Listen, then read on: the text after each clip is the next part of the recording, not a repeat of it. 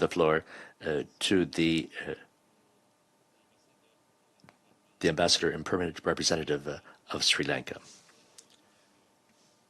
Mr. Chair, we convene today at a critical juncture where the pursuit of sustainable development goals aimed at achieving gender equality and empowering all women and girls remains a formidable challenge.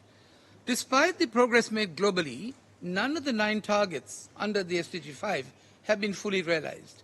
It is therefore incumbent upon us to accelerate our efforts to ensure the achievement of these targets. In this context, the work of this main committee of the General Assembly is pivotal in advancing the rights of women.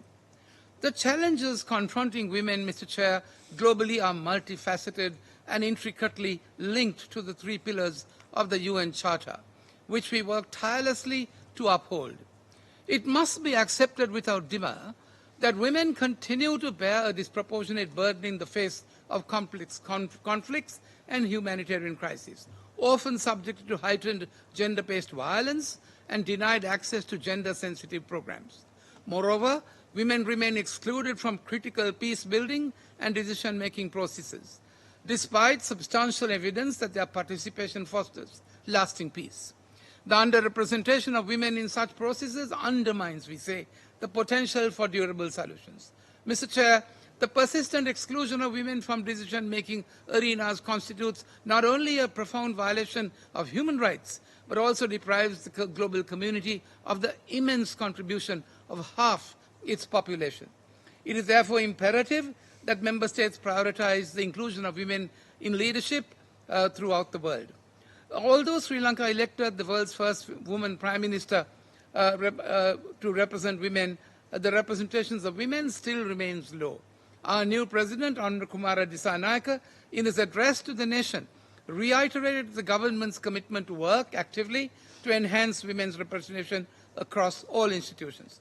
Recognizing the need to address this issue, following the recent presidential election, Sri Lanka saw the appointment of a woman, Harini Amarasuriya, as Sri Lanka's 3rd female Prime Minister on the 24th of September 24. Mr. Chairman, it has been said that no country can ever truly flourish if it stifles the potential of its women and deprives itself of the contributions of half its citizens. Over the years, Sri Lanka has worked to advance women's rights and address gender inequalities. As a result, we witness today a high ratio of women enrollment in higher education, a large share in the public service, including the foreign service. Since 1945, Sri Lanka has continued to implement universal education policies that provide access to free learning to all girls and boys from primary to tertiary levels. Sri Lanka continues to make progress in achieving gender equality and women's advancement in social, economic, and political settings through law reforms, formulating gender-responsive policies, and action plans by addressing gender-related issues. The Women Empowerment Act No. 37 of 2024, as enacted in June 24, aims to establish a National Commission on Women, appointment of a woman ombudsman, and setting up a national fund for women, ensuring the protection and rights in accordance with the Constitution.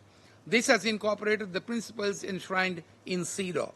Economic empowerment is essential to achieving sustainable development. In this vein, Sri Lanka has launched the e-market for women and entrepreneurs initiative, which seeks to foster the economic independence of women. Mr. Chair, in an ongoing effort to combat domestic violence, we have laws in position. These shelters offer critical support, including protection, counseling, and vocational training. In the realm of education, Sri Lanka has made notable strides with 93% literacy among both men and women. Women now comprise nearly 60% of tertiary education enrollment. Mr. Chairman, Sri Lanka reiterates its call for achieving SDG 5 and its related targets. We urge the member states to prioritize them with the broader context of advancing women's rights. So, as we approach the 30th anniversary of the Beijing Declaration, and with just over 5 years, we implore, and Sri Lanka reaffirms its unwavering commitment to advancing women's rights and ensuring gender equality for all. Thank you, Mr. Chairman.